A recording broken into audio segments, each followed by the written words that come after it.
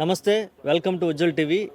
BRS యువ నాయకులు spokes person Naveen Kumar గారు ఇప్పుడు మనతో ఉన్నారు. వారితో మాట్లాడి రాష్ట్రంలో కాంగ్రెస్ పరిపాలన ఎలా ఉంది తెలుసుకునే ప్రయత్నం చేద్దాం. సార్ నమస్తే అండి. నమస్కారం అండి. సంవత్సరం పరిపాలన చూశారు ఆల్రెడీ రేవంత్ రెడ్డిది, ఇంకో 3 నెలలు కూడా గడిచిపోయింది. అసలుకి ఏమన్నా రాష్ట్రానికి ఉపయోగం జరిగిందంటారా? ఇచ్చొని చాలా రాయిపెట్టినట్టు అయిపోయింది. రాష్ట్రం ప్రజలు మార్పు ఏదైతే కోరుకొని ఈ ముఖ్యమంత్రిని ఎన్నుకున్నారో, ఇప్పుడు ముఖ్యమంత్రి పదవిలోకి ఎక్కినప్పటి నుంచి కూడా ఆయనకి ముఖ్యమంత్రి పదవి పైన కాంక్ష తప్ప ప్రజలకి ఏదో పరిపాలన అందించాలనే ఉద్దేశంతో రాలేడు. ఎందుకంటే గతంలో కూడా టీడీపీలో వర్క్ చేసేటప్పుడు వాళ్ళ కొలీగ్స్ ఎవరిదైతే ఉండేనో అనునిత్యం నేను కేవలం ఈ రాష్ట్రానికి ముఖ్యమంత్రిని కావాలని ఒక ఏకైక ఎజెండాతో పనిచేసిండు తప్ప ప్రజలకు ఏదో పాలన అందించాలి. ఎందుకంటే మంత్రిగా చేసిన అనుభవం లేదు, అధికార పార్టీలో ఇంతవరకు చేసిన అనుభవం లేదు. అలాంటి వ్యక్తిని తెచ్చి ఈరోజు రాష్ట్రాన్ని బంగారు తెలంగాణగా తీర్చిదిద్దాం 10 ఏళ్లలో బీఆర్ఎస్ పార్టీ పిచ్చోన్ చెల్ల పెట్టంగానే రాష్ట్రం అంతా కూడా ఈరోజు పెద్ద పెద్ద కంపెనీలు కూడా పక్క రాష్ట్రాలకు తరలిపోయే పరిస్థితి చూస్తున్నాం. అంటే దావోస్ పర్యటనలో కూడా ఏవో చిన్న చుతుక కంపెనీలు మన రాష్ట్రంకి రావడం, ఏవైతే అంతర్జాతీయంగా పేరు ప్రతిష్టలు ఉన్న కంపెనీలు కూడా పక్క రాష్ట్రాలకి వెళ్ళడం అనేది కూడా మనం చూస్తున్నాం. ఎందుకంటే ఇక్కడ హైడ్రా అనేది ఏదైతే తెచ్చిండో నిరుపేద ప్రజలు చాలా ఇబ్బంది పడ్డారు, ఇల్లులు కోల్పోయారు. కానీ ఈ రోజు వరకు కూడా నాకు ఉన్న ఒకటే ఒక ఆవేదన, ముఖ్యమంత్రి ఇల్లు అన్న ఎందుకు గూలలేదు. ఏదైతే దుర్గం చెరువు దగ్గర ఉందో వాళ్ళ ఇంటికి మార్కేసి వేరు, వాళ్ళ అన్న స్టే తెచ్చుకుంటుంది, కానీ ఆ ఇల్లును మాత్రం కూర్చలే. ఈ సంవత్సర కాలంలో కేవలం బాగుపడ్డది ఎవరంటే ముఖ్యమంత్రి కుటుంబ సభ్యులు, ముఖ్యమంత్రి అన్నదమ్ములే బాగుపడ్డారు తప్ప రాష్ట్ర ప్రజలకు ఎక్కడ కూడా న్యాయం చేకూర్చలేదు. ఎందుకంటే నిన్న గాంధీ భవన్లో వాళ్ళ యువతలు కొట్టుకోవడం జరిగింది, యువ నాయకులు కొట్టుకున్నారు, టెంటులు చింపేసినారు. నిన్న ఏదైతే గ్రామ సభలలో పోయి ఏదైతే మేము రేషన్ కార్డులు ఇస్తామన్నారో టెంట్లు చింపి అక్కడ కాంగ్రెస్ కార్యకర్తలే కాంగ్రెస్ నాయకులను ఉరికించే పరిస్థితి మనం చూస్తున్నాం ఈరోజు గ్రామాలలో కానీ రాష్ట్ర వ్యాప్తంగా కానీ. నిన్న మా ఖైరతాబాద్లో చింతల్ బస్తీలో దానం నాగేందర్ అయితే కాంగ్రెస్ ఎమ్మెల్యేనే కదా, ఆయననే వచ్చి అడ్డుకుంటున్నాం. అంటే మీ ప్రభుత్వమే కదా, మీ ఎమ్మెల్యేనే మిమ్మల్ని అడ్డుకోవడం జరుగుతుంది. ఇలాంటి పరిస్థితులు ఎన్నో ఉన్నాయి రాష్ట్రంలో. ఈ మొత్తం ఏదైతే అభివృద్ధి చేయాలి, ఏదైతే అడ్మినిస్ట్రేషన్ వైపు వెళ్ళాలి, అది కాకుండా కేవలం డిమాలిజేషన్ చేసుకుంటూ ప్రతిదీ ధ్వంసం చేస్తూ నాశనం చేస్తూ ముఖ్యమంత్రి పైశాచిక ఆనందం పొందుతుండు.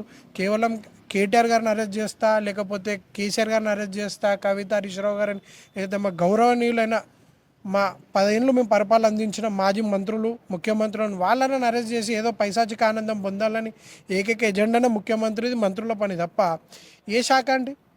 హోంశాఖ ముఖ్యమంత్రి దగ్గరనే ఉంది, ఎడ్యుకేషన్ మినిస్టర్ అయిననే ఉండి గురుకుల పాఠశాలలో విద్యార్థులు చనిపోతే దానిపైన ముఖ్యమంత్రి అసెంబ్లీలో చర్చ జరపడు. కానీ అల్లు అర్జున్ ఏదో మూవీ థియేటర్కి వెళ్తే ప్రముఖ నాయకుడిని నేను తెచ్చుకొని నేను అసెంబ్లీలో చర్చిస్తే నన్ను ఎవరు గుర్తిస్తలేరు. ఎందుకంటే ముఖ్యమంత్రిని ఎవరు గుర్తిస్తలే, అవ్వ గుర్తిస్తలే, పిల్లగాడు గుర్తిస్తలే, చదువుకున్న మేధావి కూడా ముఖ్యమంత్రిని గుర్తిస్తలే. కనీసం నన్ను అలానైనా గుర్తిస్తారని చెప్పి ఒక హీరో సెలబ్రిటీ పేరుని వాడుకొని వాళ్ళ కుటుంబ పరువుని బజారు తీర్చి అసెంబ్లీలో చర్చ చేయాల్సిన విషయం ఏమైంది? నీకు దమ్ముంటే నువ్వు శైలజాన్ని ఏదైతే బాలిక గురుకుల పాఠశాలలో ప్రాణాలు కోల్పోయిందో మళ్ళీ ఆ కుటుంబాన్ని ఎందుకు ముఖ్యమంత్రి పరామర్శించలేడు, మంత్రులు ఎందుకు పరామర్శించలేరు? అంటే నీకు నచ్చిన దానికి ప్రజాపాలన అని చెప్పి నువ్వు ఏదో సభలు పెడతావు. మళ్ళీ హైడ్రా బాధితులు హైడ్రా కూల్చేటప్పుడు నువ్వు ఏ ప్రజలని కూర్చోబెట్టుకొని ప్రజాసేకరణ చేసినావు? ముఖ్యమంత్రి కాదు కదా, మంత్రులు కూడా ఎప్పుడు కూడా ప్రజల నుంచి ఏ ఒక ఫైల్ కానీ ఒక పేపర్ కానీ తీసుకోవడమే లేదు. అరే వాళ్ళు రిజిస్ట్రేషన్ అయిన భూమిలు వాళ్ళకి థర్డ్ పార్టీ ఉన్నప్పటికీ కూడా వాళ్ళ ఇల్లులు మీరు గులగొట్టడం జరిగింది. అమ్మినోడో కోడు కొన్నోడో కోడు ఏదో అయితే అది ఇప్పుడు 1కి 2 సార్లు 3 సార్లు రిజిస్ట్రేషన్ అయిన పేపర్ అంటే ల్యాండ్ క్లియరెన్స్ ల్యాండ్ అనుకుంటారు కదా. రంగనాథ్ ఇల్లు కూడా ఎఫ్టీఎల్లోనే బఫర్ జోన్లోనే ఉంది, మళ్ళీ ఇప్పటికి కూడా కూలలే. నేనేదో మ్యాప్ తీసుకొచ్చి వాళ్ళంతా వచ్చేటప్పటికి మ్యాప్లన్నీ తారుమారైతాయి, కానీ పేద ప్రజల కాడికి వచ్చేటప్పటికి మాత్రం పేద ఇల్లులు కూల్చుకొని వాళ్ళ అసురుసురు ఈరోజు ముఖ్యమంత్రి. మొన్న కూడా పచ్చబద్దాలు చెప్పిండు. సంక్రాంతి ముందు, సంక్రాంతి తర్వాత నేను ఖచ్చితంగా రైతు బంధు ఇస్తా అని చెప్పిండు. ఏడేషన్ గ్రామాల పట్ల అది కూడా ప్రశ్నించారు, రాసి పెట్టుకొని అన్నారు కదా. పండుగలు పోతున్నాయి, దేవుళ్ళ మీద ఒట్టులు పోతున్నాయి తప్ప మేము ఎందుకు కూడా ఇంత గట్టిగా ప్రశ్నిస్తున్నామంటే మేము ఈ చిల్లర నాయకులను మేము అడగలేం, వీళ్ళు చిల్లరగా. ఎందుకంటే 100 రోజులల్లా హామీలు ఇచ్చారు. చెంతకు వెళ్ళి మేము 100 రోజులలో పూర్తి చేసామని మీరు అనేటుండే ఆనాడే మాతో చేత కాదు, మాకు 5 ఏళ్ళు అవకాశం ఇచ్చారు ప్రజలు, ఖచ్చితంగా 5 ఏళ్ళు మాకు సమయం కావాలి ఇవన్నీ ఇంప్లిమెంట్ చేసేదానికంటే మేము ప్రశ్నించకపోతుండే. మీరు ఇచ్చిన హామీలని మిమ్మల్ని గుర్తు చేస్తున్నాం. ఈరోజు లా అండ్ ఆర్డర్ విఫలం అయ్యింది, ఎక్కడ కూడా అరాచకాలు, మహిళల పట్ల కూడా అసభ్య కార్యక్రమాలు జరుగుతున్నాయి, లా అండ్ ఆర్డర్ కూడా పూర్తిగా వైఫల్యం చెందిపోయింది. అంటే నేను ముఖ్యమంత్రిని కూడా ఒకటి ప్రశ్నిస్తున్నా, సంవత్సర కాలం గడవనికి వస్తుంది, నీ దగ్గర పోర్ట్ఫోలియో లేనికి అంటే ఆ స్థాయి నాయకులు నీ పార్టీలో లేరా? ఈ తర్వాత పక్క పార్టీల నుంచి ఏదైతే తెచ్చుకుంటున్నావో నీ స్థాయిలో నీ పార్టీలో ఆ మంత్రి పోర్ట్ఫోలియో చేసేంత మంత్రి పదవి పొజిషన్లో కూడా మీ నాయకులు లేరా? నాకు అదే అనిపిస్తుంది. అంటే సంవత్సర కాలం గడవనికి వస్తున్నాను, పెద్ద పెద్ద పోటీపోలాలన్నీ నీ దగ్గర పెట్టుకున్నా అంటే అంత సమర్థవంత నాయకులు నీ చింత లేరని మేము భావిస్తున్నాం. ఓకే, ఇప్పుడు కాంగ్రెస్ నుంచి కొంతమంది జంపు జిలానీలు మళ్ళీ ఇప్పుడు బీఆర్ఎస్ వైపు వచ్చే అవకాశం ఉందని ఇప్పుడు వార్తలు వస్తున్నాయి కదా, ఆహ్వానిస్తారా లేదంటే మళ్ళీ ఎందుకంటారా? లేదండి, ఖచ్చితంగా ఇప్పుడు అలాంటి ఆహ్వానాలు ఏమి ఉండవు. ఖచ్చితంగా వాళ్ళకి వచ్చే ఉద్దేశం ఉంటే వాళ్ళు అక్కడ రాజీనామా చేయాలి. మళ్ళీ మా బీఆర్ఎస్ పార్టీ బీఫామ్ మీద పోటీ చేస్తే మేము ఖచ్చితంగా చేర్చుకుంటాం. అదంతా కూడా కేటీఆర్ గారు, కేసీఆర్ గారు చూసుకుంటారు. ఎందుకంటే మా బాస్ కేసీఆర్ గారు ఉన్నారు. వాళ్ళ వ్యూహాత్మకమైన రచన ఎలా ఉంటుందో దాని పట్ల మేము కూడా పోతాం. ఎందుకంటే మా నాయకులను ఇప్పటికీ 10 మంది చేర్చుకున్నారు. రానున్న రోజుల్లో జిహెచ్ఎంసీలో కూడా మేము ఇప్పుడు అవిశ్వాసం పెట్టడం జరుగుతుంది. ఖచ్చితంగా అందులో కూడా నెగ్గుతామని మేము ఆశిస్తున్నాం. ఎందుకంటే సిటీ సరౌండింగ్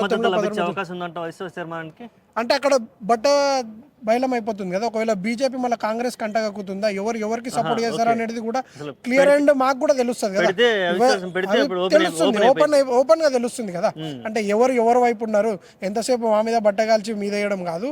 ఏదైతే బీజేపీ బీఆర్ఎస్ ఒకటని చెప్పి, లేకపోతే బీజేపీ నాయకులు బీఆర్ఎస్ కాంగ్రెస్ ఒకటని ఏదైతే మా పైన అబండాలు వేస్తారో రేపు అదే ప్రజల ముందు పెడతాము. అవిశ్వాసం పెట్టేది మేము. బీజేపీకి అంత చిత్తశుద్ధి ఉంటే బీజేపీ పెట్టాలి అసలు. యాక్చువల్గా వాళ్ళకు కూడా మా అంతు స్ట్రెంత్ వాళ్ళకు కూడా, ఎందుకంటే మా నుంచి కొంతమంది జిహెచ్ఎంసీ కార్పొరేటర్లను వాళ్ళ పార్టీలో కూడా చేర్చుకోవడంతో మాది కూడా సంఖ్య కొద్దిగా తగ్గింది. సో ఇక్కడ బీజేపీకి కూడా స్కోప్ ఉంది, కానీ వాళ్ళు ప్రశ్నిస్తలేరు. అన్ననిత్యం మేమే ప్రశ్నిస్తున్నాము.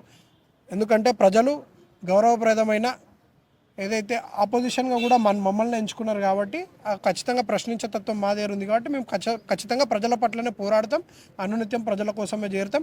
అవసరమైతే రోడ్ల మీదకి వస్తాం, రోడ్ల మీదనే తిరుగుతాం. రేపు ఏమైనా స్థానిక సంస్థల ఎన్నికల్లో ఏమైనా బుద్ధి చెప్పే అవకాశం ఉందా కాంగ్రెస్ పార్టీకి? ఎలాంటి నిర్ణయాలతో ముందుకెళ్తున్నారు?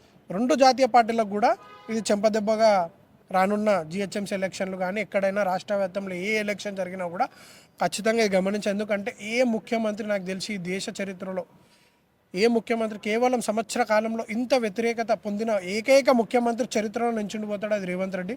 దాంట్లో డౌట్ ఏం లేదు.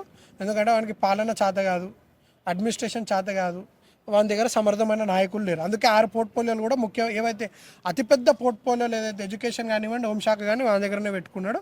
ఆ చేతనయ్యేది లేదు. ఎంతసేపు డైవర్షన్ పాలిటిక్స్ చేస్తుండో, ఏదో మా నాయకులను ఏదో జైల్లో వేసి ఏదైతే పైశాచిక ఆనందాన్ని పొందాలనుకుంటుండో అది ముఖ్యమంత్రికి జరిగే పని కాదు. ఎందుకంటే మా నాయకులు ప్రతిదీ అడ్డుకుంటారు. ఈరోజు ఏసీబీ కానివ్వండి, ఈడీది కానివ్వండి, బాజాబ్తో పోయి వాళ్ళకి ప్రతి ఒక్క ఎన్ని గంటల వాళ్ళు ఎంక్వైరీ చేస్తే అన్ని గంటలు కూడా వాళ్ళ ప్రశ్నలకు సమాధానం ఇచ్చి బయటికి వెళ్ళిన నాయకుడు మా కేటీఆర్ గారు. ఫ్యూచర్ నాయకులు కూడా ఈ రాష్ట్రాన్ని రథసారథిగా నడిపేది కూడా కేటీఆర్ గారు. ఓకే అండి, థ్యాంక్ యూ సో మచ్.